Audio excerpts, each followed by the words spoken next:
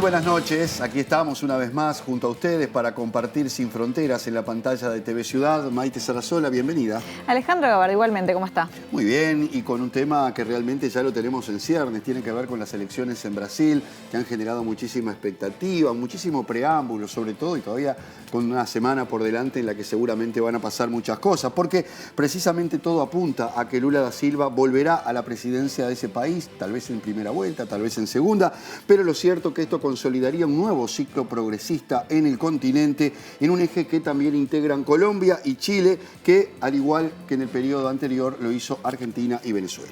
Y por otro lado aumenta nuevamente la tensión entre Armenia y Azerbaiyán. ¿Cuál es el origen de este conflicto? ¿Cuál es la influencia de Rusia? ¿Y cuáles serían los posibles escenarios a futuro?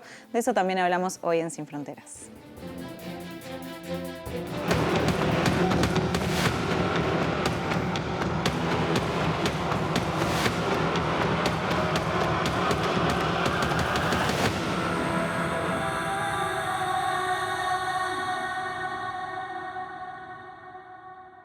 Y los analistas ya hablan de un segundo ciclo progresista si consideramos que ya se vivió un momento de fuerte consolidación de los gobiernos de izquierda a comienzo de los años 2000. Ahora la victoria de Gabriel Boric en Chile, de Gustavo Petro y Francia Márquez en Colombia y este evidente triunfo o aparente triunfo que va a tener Lula da Silva el próximo domingo, bueno, plasmarían un nuevo ciclo progresista, un eje de un nuevo ciclo progresista en toda la región. ¿Y qué características han tenido estos procesos y también cuáles han sido sus protagonistas? Lo vemos en el siguiente informe.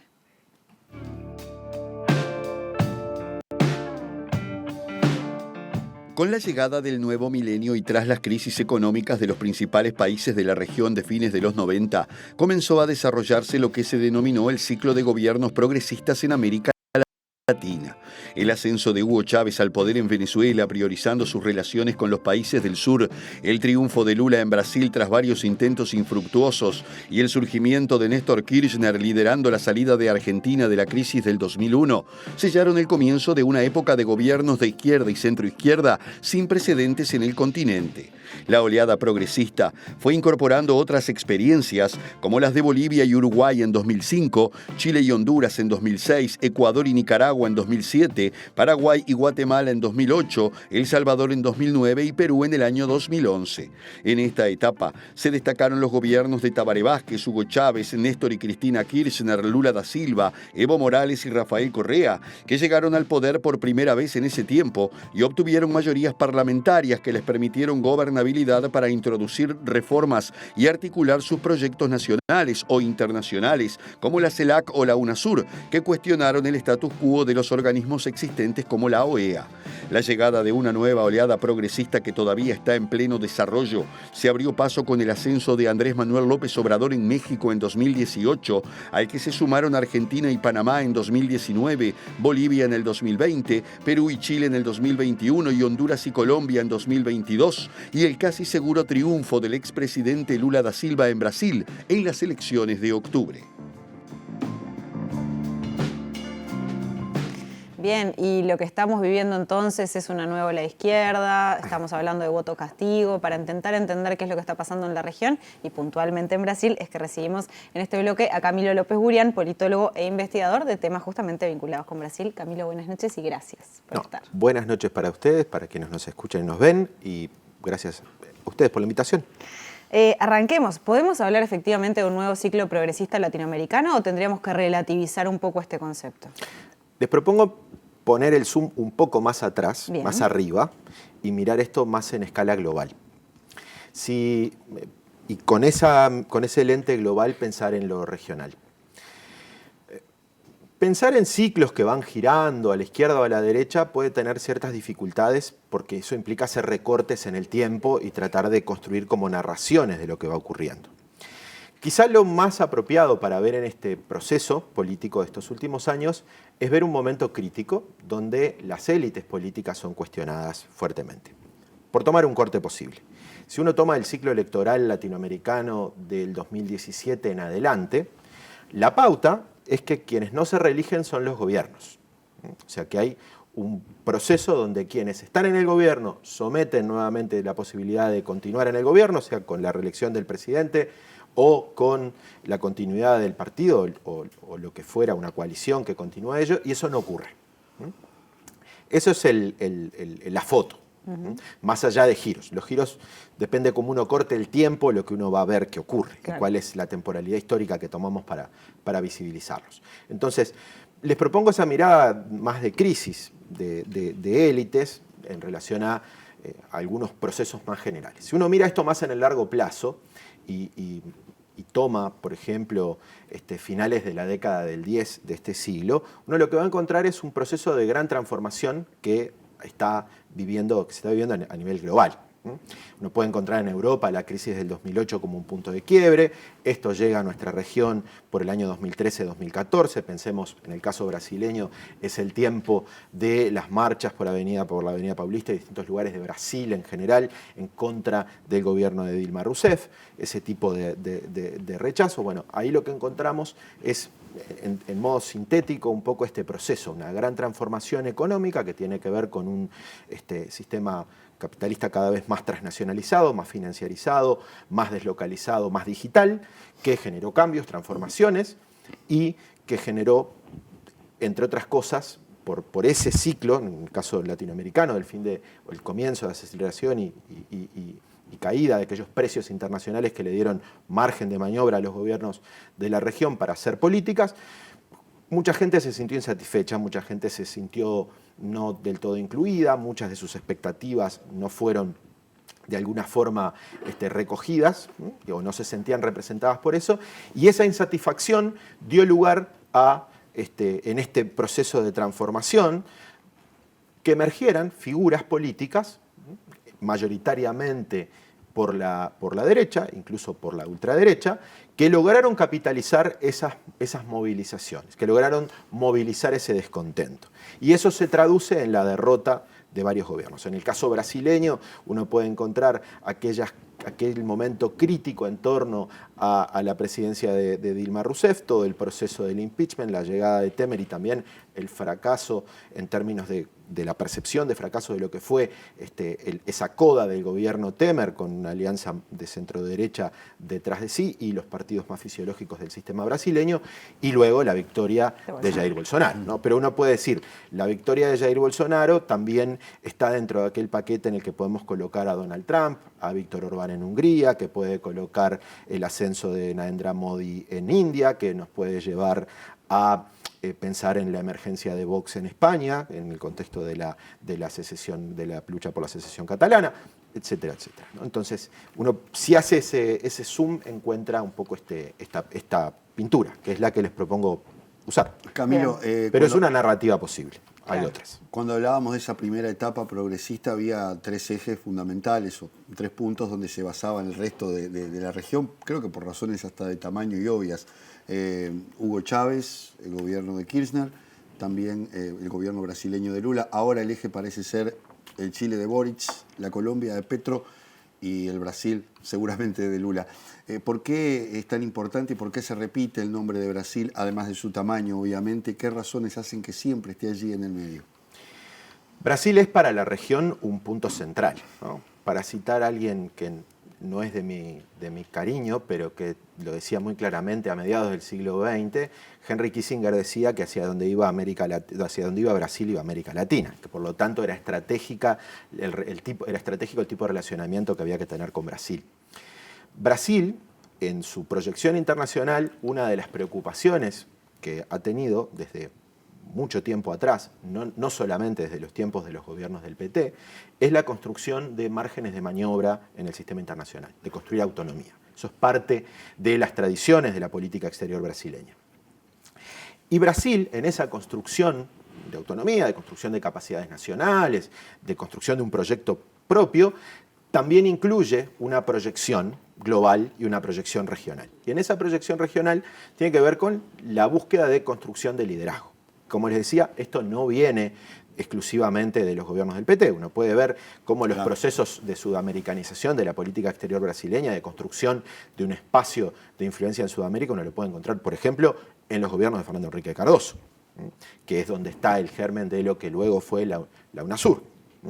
Entonces, Brasil ha intentado construcción de liderazgo. ¿Por qué digo intentado? Porque sobre eso hay muchos matices. Si lo ha logrado, si logra que los otros países sigan sus estrategias, si paga los costos o no de esos procesos de liderazgo. Pero eso coloca a Brasil en el centro de mucho peso en términos de la movilidad de la región.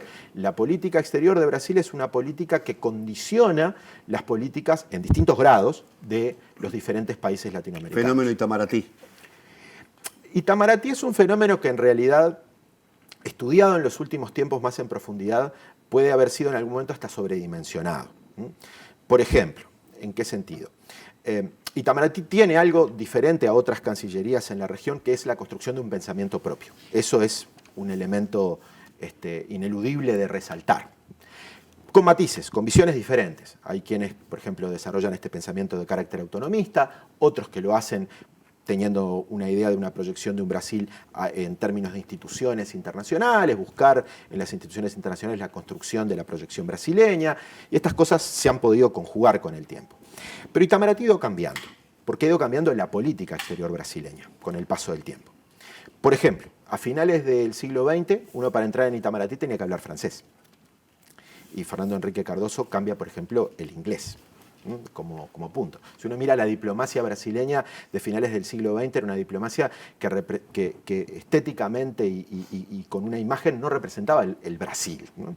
Eran hombres blancos, con una visión cultural sumamente occidentalista, y con el tiempo eso fue cambiando, y fue cambiando con esa reforma que les contaba de Fernando Henrique, pero con la posibilidad de presentarse a la Cancillería brasileña a los distintos estados, cosa que hizo Lula. No se necesitaba viajar a Brasilia, se buscaba más una formación específica en algunos asuntos, y eso empezó a democratizar el ingreso a Itamaraty. Más mujeres, más afrodescendientes, personas que vienen no de los estados del sudeste brasileño, sino de otros lugares. Itamaraty tiene un sindicato. La vieja aristocracia de Estado hoy tiene un sindicato, ¿no? Hay un proceso de democratización en ese sentido, de cambio en esa élite, de cambio de perfiles, y a su vez la agenda de la política exterior brasileña ha llevado a que Itamaraty mantenga la coordinación, pero tenga que compartir con otros ministerios y con el Poder Legislativo, el Poder Ejecutivo, distintas facetas de la política exterior brasileña que lo hacen menos central hoy. Pero, obviamente, es un actor clave para entender la política exterior brasileña. Camilo, si miramos hacia Chile, por ejemplo, la llegada del gobierno de Gabriel Boric mostró una izquierda renovada, con una cara muchísimo más joven, una izquierda diferente, con otro discurso. Si miramos hacia Brasil, ¿qué desafíos tiene la izquierda de Brasil hoy ante estas elecciones?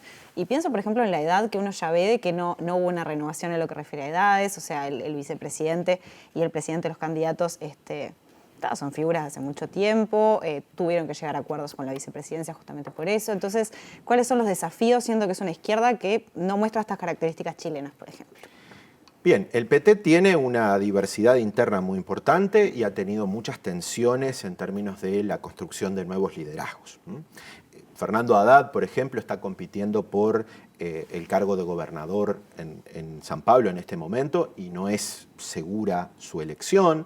Está teniendo el 30 y tanto de los votos, pero hay un candidato representante de alguna forma del bolsonarismo que compite por republicanos, otro del PCDB, que son posibles contendores, y uno piensa en una segunda instancia que quizá Haddad no lo logre. Entonces, Haddad, por ejemplo, ha sido una de las caras de la renovación del PT.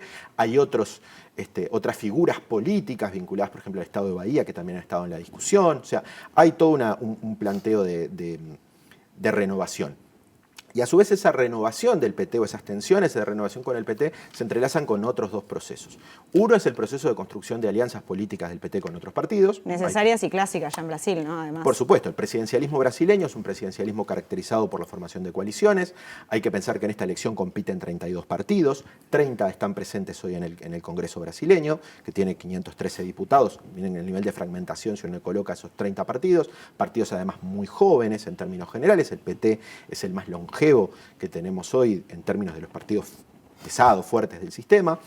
Y como les decía, hay una cuestión de cómo incorporar las alianzas, figuras jóvenes que están en otros partidos de izquierda. Pensemos en la campaña pasada, la figura de Guilherme Boulos, por ejemplo, del PSOL, o la figura se me borró el nombre de la candidata del Partido Comunista brasileño, que es Gaúcha. Bien, ya me va a volver estas cosas pasan. Y esas cuestiones de renovación también van a estar entremezcladas con cómo el PT, si gana la elección, que es lo más probable, construye gobierno. Y cómo construye, más allá de esa base aliada de partidos con los que formó una coalición, tiene un programa común y construye una plataforma de gobierno, cómo construye alianzas necesarias para gobernar. En Brasil, si uno no tiene un tercio del Congreso absolutamente fiel al gobierno, lo primero que tiene es riesgo de un juicio político, ¿no? Y después de ello hay que construir las mayorías mayores posibles, valga la redundancia, para poder gobernar. Y eso implica construir alianzas con intereses complejos. Lula tiene bastante experiencia en ese Sin sentido, duda, ¿no? es muy complejo en Brasil. En Brasil la política es sumamente territorializada y personalizada. O sea, no se votan partidos, se votan personas. Uno elige personas en la elección y puede elegir personas de distintos partidos. Entonces la elección del presidente no necesariamente refleja que el presidente tenga una bancada propia lo suficientemente grande. Eso pone muchas tensiones.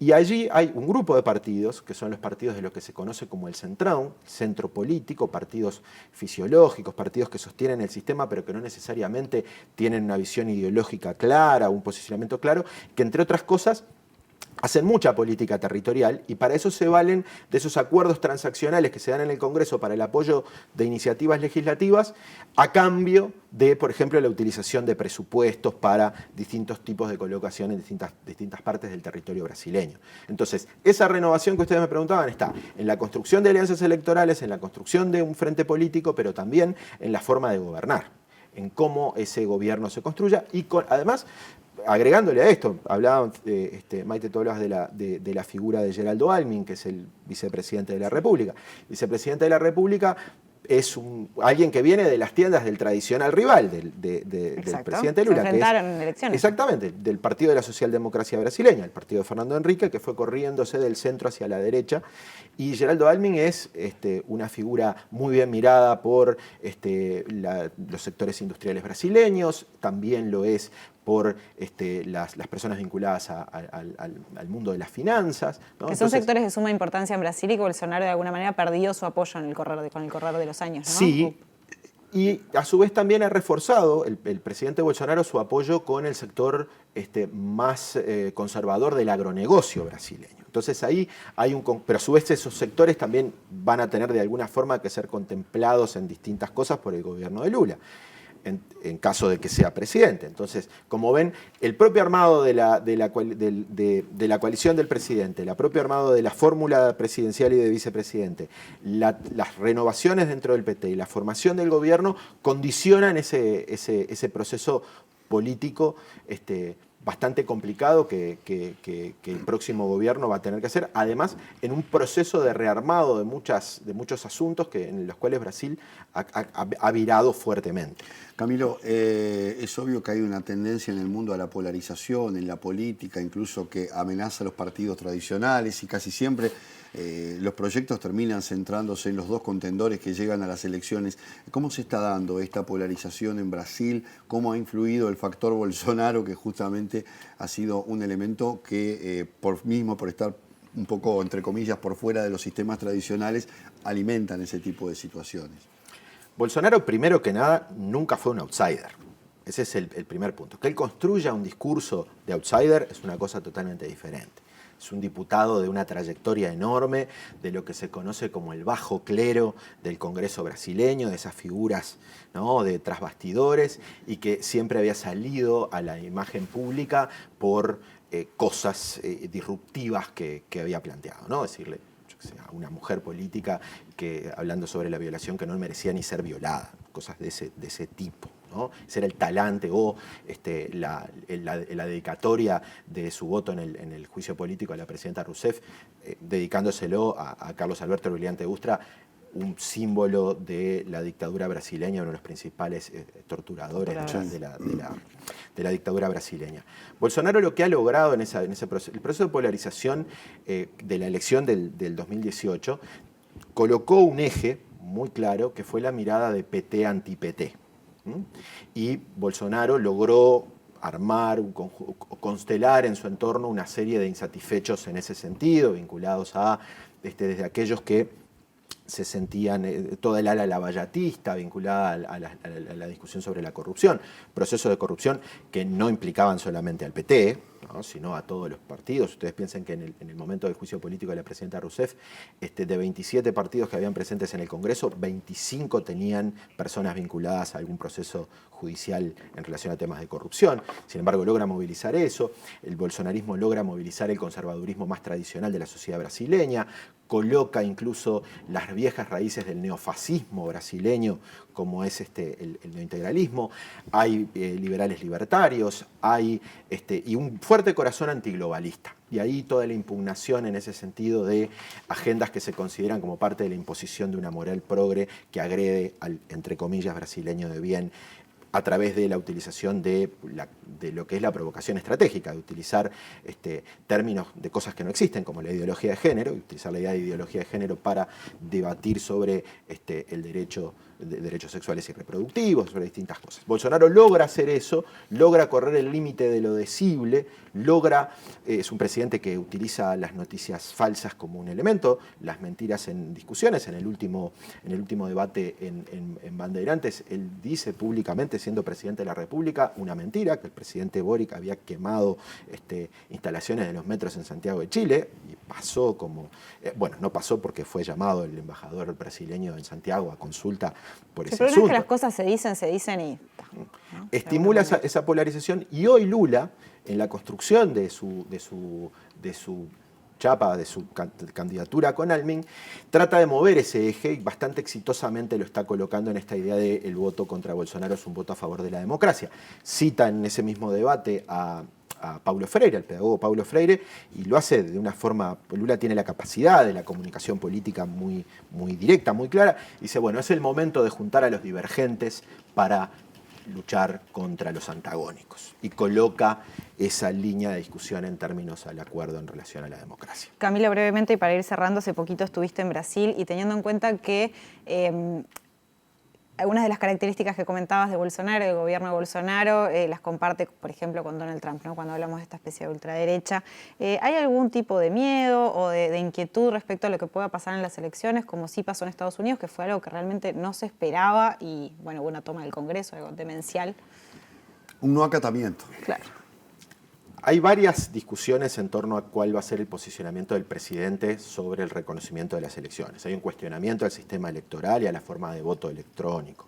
Hay una serie de señales, incluso de parte de las Fuerzas Armadas, bastante leves dentro de todo, porque si uno piensa, las Fuerzas Armadas brasileñas tienen una lógica de intervención y de pararse en temas políticos de una manera muy fuerte, ¿no? Perdón, y de plantear también algunas suspicacias. El otro día dijo que si no ganaba por el 60%, algo raro iba a estar pasando, ¿no? Bueno, hay una cosa que tenemos que tener presente. Como bien planteaban ustedes, Bolsonaro es parte de una gran familia de derechas antiglobalistas en términos mundiales. Estos nuevos patriotas tienen esta lógica de que son verdaderos representantes del pueblo, se paran enfrente a élites que ellos llaman como corruptas, y por lo tanto hacen un proceso de repolitización y resignificación de la gente en términos de contestación a lo que uno podría llamar en términos generales el orden liberal internacional, que también implica la democracia liberal. Sí. ¿Qué se puede esperar? Bueno, eso no se sabe. No se puede saber a ciencia cierta, pero es probable que dentro de muchos o algunos grupos más radicales dentro del bolsonarismo que tienen una desafección con los valores democráticos, pueda haber algún tipo de manifestación en algunos lugares de Brasil, quizá en torno a la justicia, que ha sido uno de los asuntos que más ha tironeado el presidente de la República en este asunto. Es una elección que nos tiene en vilo en términos de ver lo que pasa en Brasil, y porque lo que ocurra en Brasil va a afectar, entre otras cosas, las políticas exteriores de los países de la región y el nuestro en particular. Muy bien. Nos quedará para otra oportunidad saber qué va a pasar con Uruguay en la próxima etapa de Brasil. Sí, post-elecciones. Camilo López Buría, muchísimas gracias. Gracias a ustedes por la invitación. Un placer estar acá. Bien, y en el próximo bloque vamos a seguir hablando de Brasil, así que quédense que ya venimos.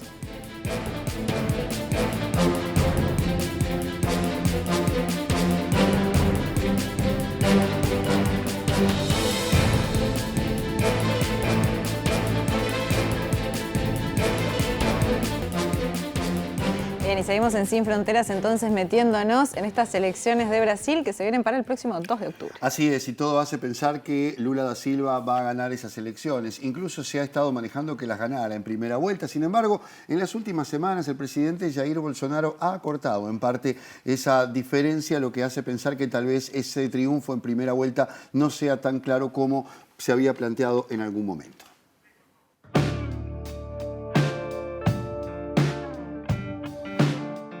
Las elecciones presidenciales de Brasil, que se llevarán a cabo el próximo domingo 2 de octubre, tienen como principales protagonistas al líder del Partido de los Trabajadores, Luiz Inácio Lula da Silva, y al ultraconservador y cabeza del Partido Liberal, Jair Bolsonaro. El actual presidente y el exmandatario se enfrentarán en las urnas en lo que de momento se perfila como una elección que tiene de favorito a Lula, pero que se presume iría a segunda vuelta el 30 de octubre. Esto se hará en caso de que ningún candidato obtenga más del 50% de los votos. En caso de que alguno obtenga mayoría absoluta, no sería necesario celebrar el balotaje. En Brasil, la última vez que un candidato fue electo en primera vuelta fue en 1998, cuando Fernando Henrique Cardoso venció a Lula da Silva. El candidato que le sigue en popularidad a Lula y Bolsonaro, pero que no llega al 10% de apoyo, es Ciro Gomes, del Partido Demócrata Laborista. En las elecciones también se elige vicepresidente y Congreso Nacional. Además, ese día se llevarán adelante los comicios para elegir a gobernadores, alcaldes y asambleas legislativas. Bolsonaro será acompañado en la fórmula por Walter Sousa Braga Neto, también del Partido Liberal, y ministro de Defensa y jefe de gabinete durante el mandato del actual presidente. Lula da Silva llegó a un acuerdo con Gerardo Alckmin, del Partido Socialista, y quien ocupara en su momento el cargo de gobernador de Sao Paulo. Los últimos sondeos de intención de voto varían, pero la ventaja para Lula da Silva es clara y oscila entre 8 y 16 puntos según diversas encuestas. En lo que refiere a las preferencias según algunos estados clave, Lula es el favorito en Sao Paulo y Minas Gerais, mientras que en Río de Janeiro hay empate técnico según los últimos datos publicados por el Instituto IPEC. Más de 156 millones de personas están habilitadas para votar el próximo domingo. ¿Cuáles son las características entonces de este tramo final de campaña? Para hablar sobre eso recibimos a Amílcar Salas Oroño. Buenas noches, Amílcar, ¿cómo estás? Hola, ¿cómo les va? Un saludo para ustedes y para la audiencia. Muy bien, muchas gracias a ti. Amílcar es doctor en Ciencias Sociales por la Universidad de Buenos Aires, magíster en Ciencia Política por la Universidad de Sao Paulo y además investigador de la CELAC. Amílcar, para arrancar entonces, se hablaba que era posible una victoria de Lula en primera vuelta. Esto implicaría la mitad de los votos válidos más uno, si no me equivoco. Si nos puedes explicar eso y qué tan posible o real sería esa victoria de Lula en primera vuelta con los números que tenemos hoy. Bueno, los sistemas presidencialistas latinoamericanos tienen sus diferentes criterios, ¿no? Hay países que tienen balotaje más blandos, donde, por ejemplo, pasar los 40 puntos o 45 ya consagra presidente. Y el caso del sistema brasileño es que tiene que ganar por 50 más 1 de los votos válidos. Esto es descontando abstenciones, nulos y blancos, ¿no? Se hace el cálculo sobre aquellos votos que la gente, efectivamente, la ciudadanía brasileña emite. En ese sentido, es que hay una diferencia, digamos, entre lo que son las intenciones de voto, que están hoy en día más o menos según un agregado de las encuestas. Hay muchas encuestas, pero la verdad es que las encuestas están en un margen más o menos cercano. Se han ido emparejando. Al principio de este año había bastantes diferencias entre las encuestas telefónicas y entre los distintos institutos de encuestas presenciales. Hoy está más o menos en 47-48% en intenciones de votos para Lula y 34-33% en intenciones de votos para Bolsonaro, con lo cual, cuando se descartan los nulos blancos del conteo, da un porcentaje de 50 o 51% de votos válidos para Lula, con lo cual estaría ganando en primera vuelta. Pero insisto, esos cálculos están dentro de los márgenes de errores, con lo cual está, digamos, una encuesta sí, otra encuesta no. Esta misma semana, si se quiere, hay dos encuestas, la de IPEC y la de Datafolia, que dan vencedor a Lula en primera vuelta, y una encuesta también presencial de Quaest que da vencedor, digamos, a Lula, pero no le alcanza para ganar en primera vuelta y se iría a un balotaje. Este es un poco el panorama de las encuestas, que hay muchas, insisto, y eso genera, por supuesto, una incertidumbre no solo en la ciudadanía o en los equipos de campaña, sino en todos los que en los países vecinos miramos con cercanía lo que va a pasar en Brasil el 2 de octubre. Amílcar, hay una gran fragmentación en la política brasileña. Hay 25 partidos con representación en el Congreso, ninguno de ellos domina más de 4 estados. ¿Qué rol juegan las alianzas territoriales en la política brasileña y en particular qué rol pueden tener en esta etapa en particular? Efectivamente, si uno habla de las 27 unidades de gobierno, las unidades de la federación, los estados, ningún partido controla más de 4 estados, y lo que es curioso es que hay 12 partidos gobernando los estados de Brasil, los 27 estados de Brasil. Es decir, hay una fragmentación a nivel territorial en lo que hacen los gobernadores, que se traduce también, esa fragmentación política se expresa también en el Congreso Nacional, en la Cámara de Diputados, que es el ámbito que se va a renovar completamente el 2 de octubre. Ahí tenemos 25 partidos con representación parlamentaria y ninguno de estos partidos llega a tener un quinto de las bancadas, es decir, ninguno llega a 100 diputados. El partido más importante, que es el partido de Bolsonaro, el Partido Liberal, apenas llega a 70 y pocos, 80, eso va fluctuando porque tienen salidas. El segundo es el Partido Progresista y el tercero recién es el Partido de los Trabajadores de Lula. Es decir, ningún partido controla ni siquiera un quinto y ningún partido controla más de 4 estados. Esto habla de una gran fragmentación política que el periodo de Bolsonaro, este periodo de 4 años de mandato, pero podríamos extenderlo a los años de gobierno de Michel Temer, luego del juicio político a Dilma, han reforzado esta fragmentación partidaria, esta dispersión de las opciones, y vamos a una elección en ese sentido particular, porque se hace en el marco de esta gran dispersión con 2 polos que están consolidados hace mucho tiempo, ¿no? Esto es medio curioso. A nivel presidencial hay opciones simplificadas y a nivel estadual y a nivel congresal hay una gran dispersión de las opciones. Esto hace que sea también una elección difícil para esos candidatos, en el caso de Lula y de Bolsonaro, tener cerrados espacios en los territorios. Lula, por su característica, por lo que significa y por su gran trayectoria, esta es la 6ª campaña presidencial que tiene Lula en sus espaldas. Lula ha generado mucha más fuerza en los territorios, mucha más capacidad de poder organizar logística y operativamente sus inserciones en los estados, que Bolsonaro. Hay estados donde Bolsonaro, sobre todo los estados del nordeste de Brasil, que computan más o menos un 27% del padrón electoral, donde Bolsonaro realmente va a recibir números muy difíciles de poder superar en otros estados. Ahí, digamos, Lula va a sacar una gran ventaja y tiene que ver con el hecho de que Bolsonaro no ha podido lograr articulaciones estaduales, territoriales que le permitan desplegar su propia candidatura. Amílcar, teniendo en cuenta de que esta elección se está dando en 2022, obviamente el uso de herramientas digitales es algo que existe, que se siente, que obviamente que influye en el electorado. Entonces, en este sentido, ¿qué tanto uso, por ejemplo, le está dando Lula, el equipo de Lula, el PT, siendo que en algún momento se le reclamó no haberse ayornado lo suficientemente rápido estas nuevas herramientas que están y que existen? Y por otro lado, también cómo se viene manejando con esto Bolsonaro, que tiene un historial también, por ejemplo, pienso en WhatsApp y la fake news.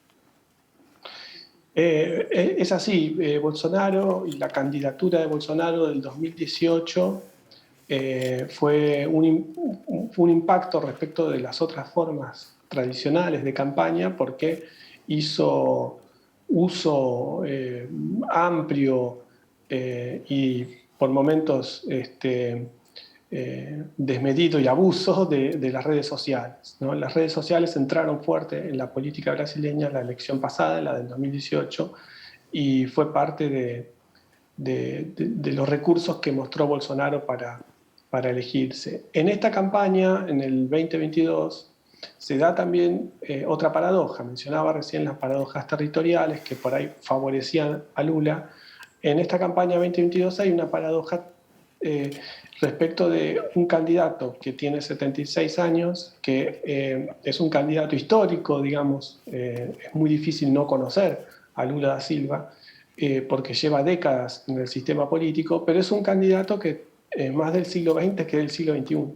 Y eso, de alguna forma, le ha hecho a la propia campaña del Partido de los Trabajadores demorar un poco, ¿no?, compaginar el perfil de Lula, el tipo de gimnasia de campaña que tenía Lula, es un orador consagrado, y trabaja muy bien esos ambientes, ¿no?, y los digamos, tiempos para sus discursos. Y le costó un poco a Lula entrar en el mundo digital, le costó al Partido de los Trabajadores, pero también le costó a Lula entrar al mundo digital lentamente, progresivamente. Este mismo 2022 ha habido logros importantes. Lula hoy en día, hace más o menos un mes que Lula es competitivo también en esa dimensión. Por supuesto que tiene muchos menos seguidores en Instagram o en Twitter que Bolsonaro, que hace más de 10 años que viene trabajando ese perfil, pero Lula hoy en día, gracias a un cambio que hubo en la propia campaña de marketing digital que tuvo el partido y la candidatura, gracias a influenciadores que le han acercado a Lula cierto cerco de personas conocidas, sobre todo en el mundo de Instagram y TikTok, ¿no?, cantores, intelectuales, deportistas. Eso ha sido muy importante para que Lula tuviera un espacio de actuación, y por eso también Lula hoy en día está muy fuerte entre los jóvenes, ¿no? Entonces, la paradoja de un viejo veterano del sistema político brasileño que arrancó con un paso detrás, digamos, en la metodología y en las mecánicas y en las dinámicas digitales, hoy en día está adelante en el segmento que más utiliza. Es una de esas particularidades de esta campaña 2022. Amílcar, Bolsonaro apuesta a un descreimiento del Supremo Tribunal Electoral, del propio mecanismo que se utiliza del voto electrónico. Lula, por otra parte, impugna permanentemente el accionar del gobierno de Bolsonaro. ¿Se pueden decir que estos son los dos grandes ejes por donde transita esta campaña? Es un eje importante. Efectivamente, Bolsonaro ha estado ya desde hace un año y medio criticando al Tribunal Superior Electoral, que recordemos, la justicia electoral en Brasil tiene su propia, digamos, burocracia, es decir, tiene toda una estructura de funcionamiento que tiene una autonomía fuerte.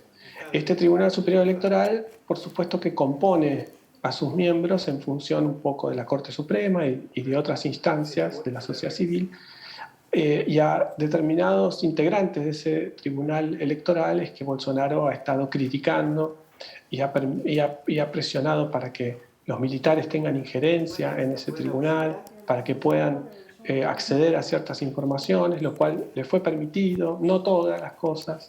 En eso hubo como un ida y vuelta entre Bolsonaro, los otros militares que componen el gabinete de Bolsonaro y el Tribunal Electoral. Y en ese ida y vuelta, yo creo que el propio Bolsonaro ha salido de alguna forma debilitado, porque lo único que hizo fue reforzar la importancia de la justicia electoral en todo el procedimiento, cuestión que en el 2018 fue un vacío, un signo de interrogación. Hubo muchas denuncias que no lograron ser vehiculizadas. En esta campaña, en este 2022, hay muchas decisiones que fueron hacia la justicia electoral y fueron debidamente procesadas y definidas. Eso me parece muy, muy importante de señalar, afectando en muchos casos los propios intereses de Bolsonaro. Amílcar, ¿esta es una elección Bolsonaro versus Lula o se puede hablar de la existencia todavía de una tercera vía en Brasil? No, yo pienso que no. La tercera vía, veremos, queda una semana de campaña, queda muy poco tiempo. Usualmente, tanto en el 2014 como en el 2018, la última semana de campaña electoral, la que incluye dos debates presidenciales como los que va a tener también mañana y el jueves que viene, en esa semana suele haber una concentración hacia las candidaturas más destacadas. Es decir, se suele verificar en el escenario brasileño un voto útil de último momento, incluso en el último relevamiento del 2018, aproximadamente un 12-15% del electorado define su voto el último día, según un instituto de Datafolia de encuestas.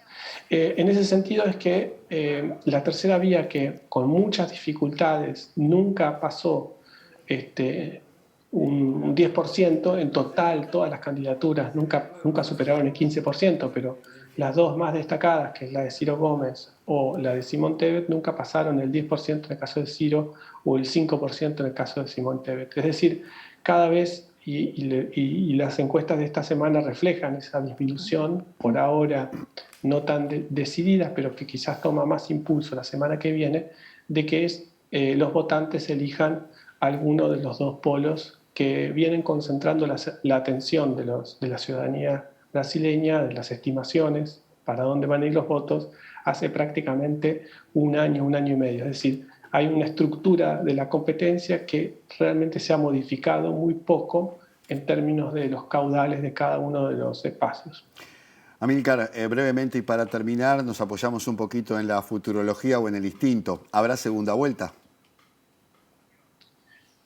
Bueno, no quiero mezclar los deseos con el análisis, pero creería yo que esta elección, como ustedes lo aclaraban, Lula nunca ganó, tampoco lo hizo Dilma en primera vuelta, siempre tuvieron que recurrir a una segunda vuelta, en algunos casos estuvo muy cerca. En el 2006 Lula sacó el 49% de los votos válidos, estuvo muy cerquita. Creo que en este caso va a estar muy cerquita, pero por arriba del 50%. Así que yo creo que la elección se va a definir el 2 de octubre, lo cual, bueno, abrirá eventualmente otras circunstancias, pero nada dice de la victoria misma, ¿no? Amílcar Salas Oroño, muchísimas gracias por estos minutos para Sin Fronteras. No, a ustedes. Muchas gracias. Un gusto. Bien, hacemos una pausa y nos metemos en un tema un poquito más lejano, pero no menos preocupante e importante, que es la guerra entre Armenia y Azerbaiyán. Ya volvemos.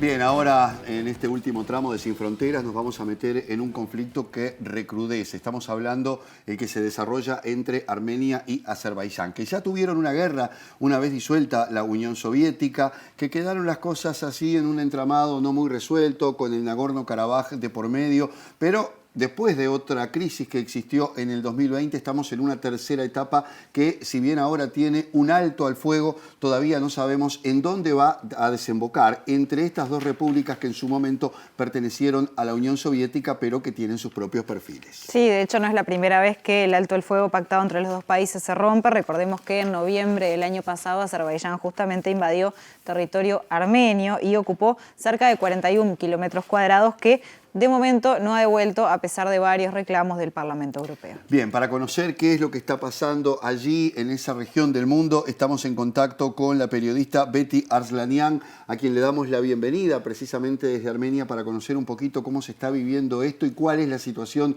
hoy día. Betty, un gusto tenerte con nosotros. Bienvenida. Hola, ¿qué tal? El gusto es mío. Bueno, Betty, brevemente hablemos un poco de la relación histórica entre Armenia y Azerbaiyán para ponernos en situación. Bueno, entonces el conflicto entre Armenia y Azerbaiyán ya tiene más de 30 años, ¿no? Cuando ambos países se independizan de la Unión Soviética. Durante la gestión de Stalin, les voy a explicar brevemente cómo surgió esta cuestión. Stalin cede arbitrariamente el territorio de Nagorno-Karabaj, habitada por armenios nativos, a Azerbaiyán, ¿no? Siguiendo toda esta política de desnacionalización que tenían durante la era soviética. Así transcurren alrededor de 70 años hasta que en el 88 el pueblo armenio de Nagorno-Karabaj se moviliza pidiendo la reunificación a Armenia. Este pedido es negado por la gestión soviética en ese momento y luego, a partir de los 90, como decías, surge la primera guerra de Nagorno-Karabaj, que termina con una victoria armenia. En ese momento, Armenia no tenía un ejército formal, porque también recién se estaba independizando, ¿no? Armenia logra la independencia de la Unión Soviética en justamente el 21 de septiembre de 1991. Entonces, las tropas que liberaron este territorio de Nagorno-Karabaj eran voluntarias, ¿no? Entonces, la parte armenia considera que liberó esos territorios. Y así transcurrieron alrededor de 30 años, ¿no? Hasta que, por supuesto, en el 94 se firma un cese al fuego que, como decían, fue violado muchísimas veces. Incluso en el 2016 hubo una guerra de 4 días.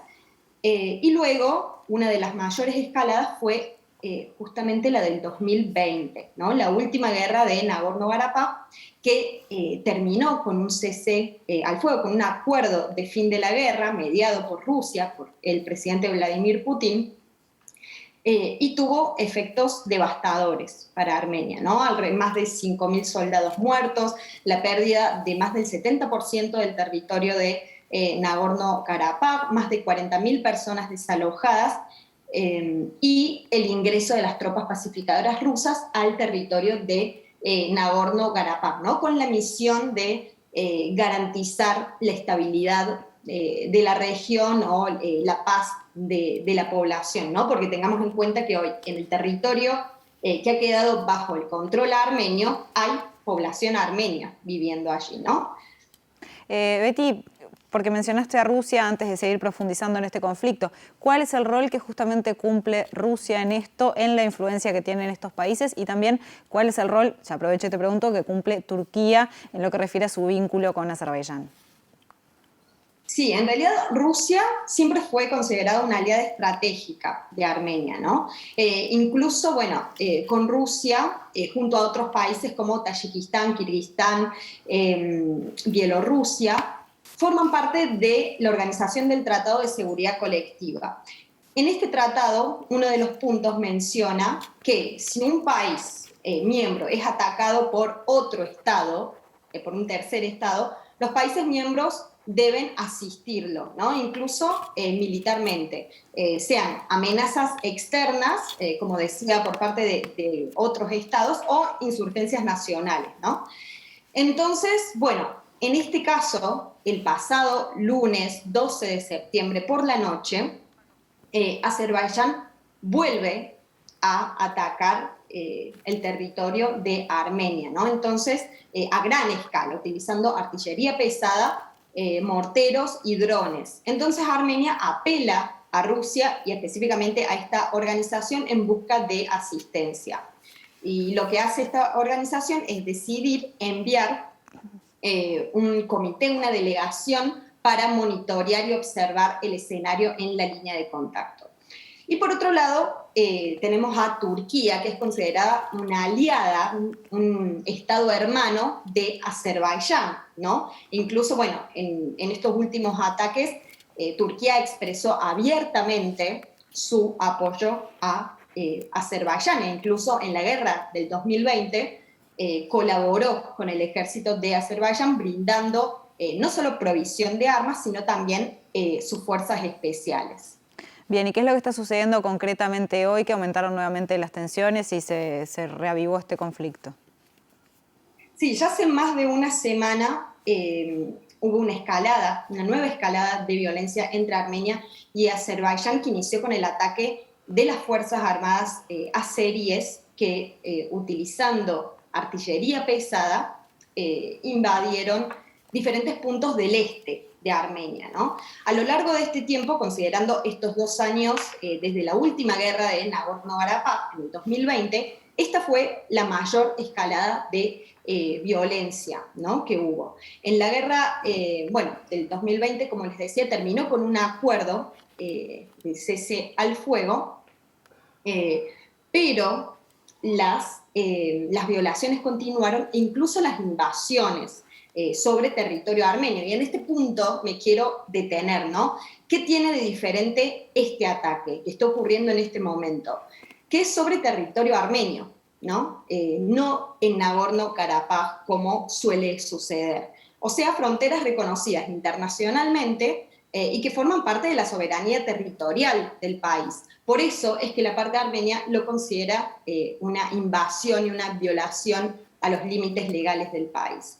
Y también, lamentablemente, en estos días la ofensiva de Azerbaiyán también fue sobre infraestructura civil, ¿no? Que se dañaron casas, centros de administración de distintos pueblos, o sea, alcaldías, vehículos, ambulancias, también hay campos incendiados, y lamentablemente no hay sanción internacional sobre estos hechos.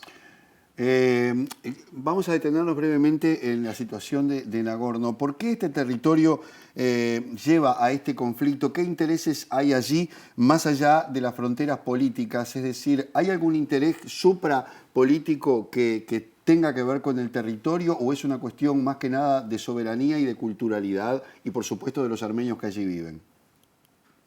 Sí, en realidad Azerbaiyán considera que este territorio le pertenece, ¿no? Porque se rige por el derecho a la integridad territorial, ¿no? Y hoy Nagorno-Karabaj no es reconocido como una república libre e independiente por ningún país en el mundo. Sin embargo, la parte armenia se rige por el derecho a la autodeterminación de los pueblos, ¿no? Porque en esas tierras vive población nativa armenia, que en los 90, por medio de un referéndum y lograr el 99% de los votos positivos, lograron esta independencia, ¿no? Entonces hay como 2 derechos.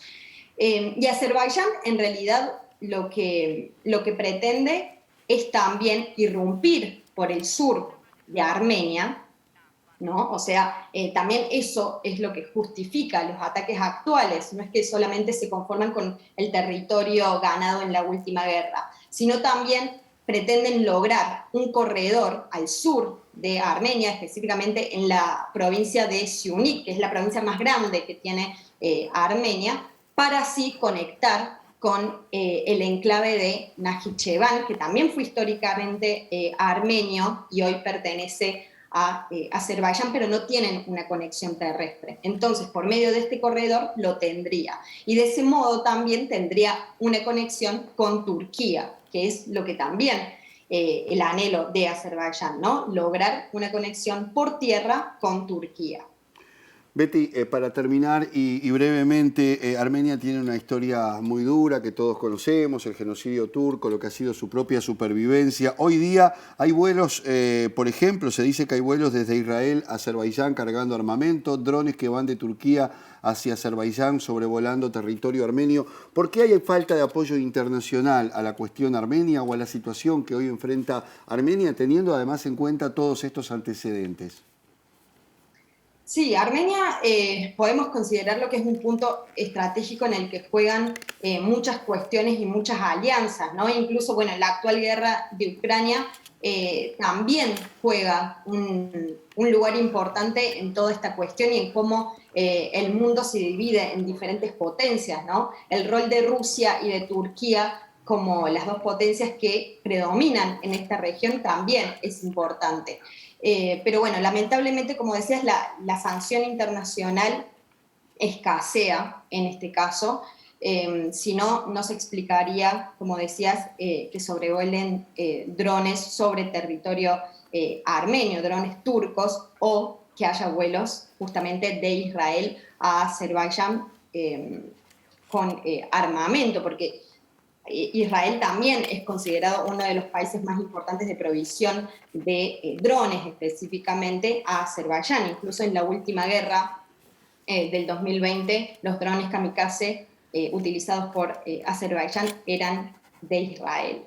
Entonces, bueno, más allá de que hay comunicados de diferentes países que marcan su preocupación o incluso llaman a las partes a cesar el fuego, acá hay una cuestión muy importante que no todos lo mencionan, que es la invasión sobre un territorio soberano. Betty, ¿tú en qué zona estás actualmente? Yo en este momento me encuentro en Yerevan, la capital de Armenia. Bien, ¿y cuáles son los ánimos? Y la sociedad está en una tensión, ¿no? En una tensión constante. En realidad, después del cese al fuego del 2020, la situación no cambió mucho porque todas las semanas nos enteramos de algo distinto y las noticias no son buenas. Incluso, bueno, la situación interna del país tampoco, hay mucha polarización y demás. Pero en este momento, más allá de que la situación hace unos días está calma, o sea, no hay ataques a gran escala, la hipótesis de muchos sectores sociales y de muchos ciudadanos es que un ataque podría ocurrir muy pronto.